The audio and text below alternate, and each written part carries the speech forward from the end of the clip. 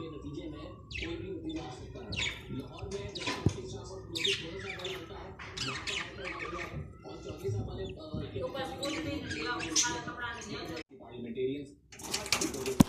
करिए तो इंडिपेंडेंट लगता है कि वो 100 का फिगर दूर चले जाएंगे। अगर 90 है क्योंकि अभी 212 हुई है, जरूरी है कि सारे इंडिपेंडेंट जो है पीटीआई वाले ही हों, लेकिन एक बड़ी तादाद थी कि पीटीआई गवर्नमेंट कौन बनाता है कि क्या चीज़ होती है तो अलग बात है, लेकिन पीटीआई की अगर आप परफॉर्मेंस देखें ओवरऑल कि अगेंस्ट ऑल ऑड्स जो है इस वक्त उनका ये